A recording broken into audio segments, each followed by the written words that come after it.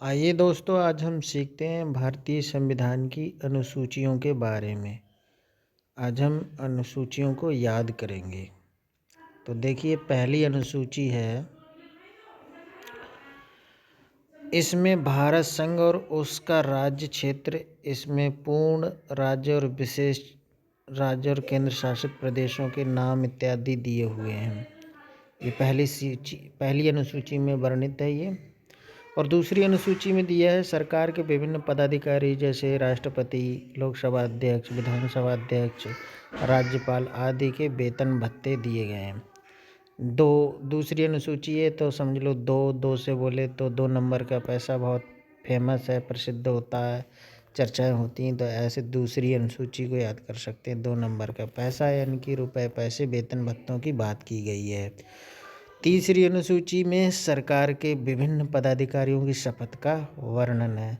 शपथ बोले तो जैसे कि 2 नंबर का पैसा, फिर उसके बाद हमने शपथ ले ली कि अब हम 2 नंबर का काम नहीं करेंगे, तो तीसरी अनुसूची में तुरंत ही शपथ का वर्णन है। ऐसे हम याद कर सकते हैं।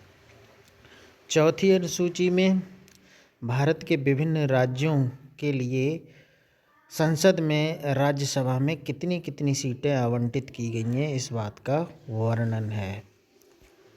अब आगे बढ़ते हैं।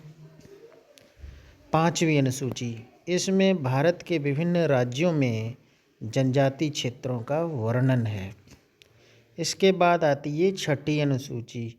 इसमें उन राज्य क्षेत्रों का वर्णन है जिसमें जनजातीय क्षेत्रों को ज़्यादा वरीयता दी जाती, जैसे असम के जनजातीय क्षेत्र, मेघालय के जनजातीय क्षेत्र, त्रिपुरा के जनजातीय क्षेत्र और मिजोरम के जनजातीय क्षेत्र। यहाँ पर जिलों के प्रशासन तथा परिषदों का गठन करने से संबंधित प्राविधान इस छठी अनुसूची में है।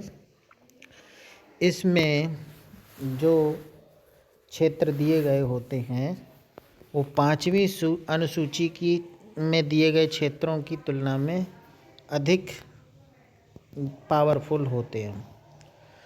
अब देखते हैं सातवीं अनुसूची। इसमें 3 प्रकार की लिस्ट दी गई हैं, जैसे कि केंद्रीय सूची, राज्य सूची, समवर्ती सूची।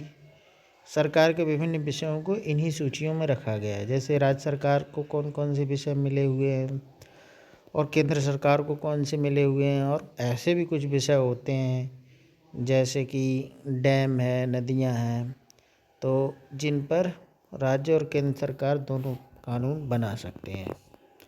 आगे बढ़ते हैं। आठवीं अनुसूची, इसमें भारतीय संविधान में मान्यता प्राप्त भाषाओं का वर्णन है। वर्तमान में 22 भाषाएं इस अनुसूची में दी गई हैं।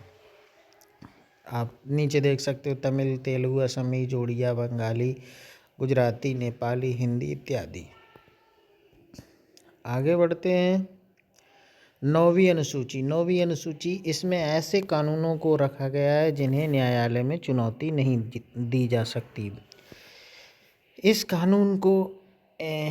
इस अनुसूची को इसलिए जोड़ा गया था कि भूमि सुधार और जमींदारी उन्मूलन जैसे कानूनों को लागू कर दिया जाए और ऐसे कानूनों को जनता और विभिन्न जमींदार न्यायालय में चुनौती न दे पाएँ। अब आगे बढ़ते हैं 10वीं अनुसूची की तरफ। 10वीं अनुसूची, इसमें क्या है, दल बदल विरोधी कानून, एंटी डिफेक्शन लॉ संबंधी प्रावधान है। यह अनुसूची में इस प्रकार के प्रावधान किए गए हैं ताकि सांसदों और विधायकों की खरीद फरोख्त न हो सके और पैसे धन की बर्बादी न हो और एक स्वस्थ लोकतंत्र और मजबूत सरकार का गठन हो सके।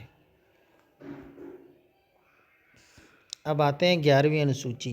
11वीं अनुसूची में पंचायती राज संबंधी संस्थाओं के लिए 29 विषयों का प्रावधान है। इसका वर्णन इसमें किया गया है। अब आगे बढ़ते हैं। अब है 12वीं अनुसूची। इसमें नगर निकाय क्षेत्र जैसे म्यूनिसिपैलिटीज, नगर निगम, नोटिफाइड एरिया, टाउन एरिया आदि से संबंधित प्रावधान है। इस अनुसूची में इन क्षेत्रों के लिए, इन संस्थाओं के लिए 18 विषयों का प्रावधान किया गया है, जिसका वर्णन इसके अंतर्गत है। तो दोस्तों बहुत बहुत धन्यवाद आपको। आप प्लीज़ मेरे चैनल को सब्सक्राइब करें। धन्यवाद।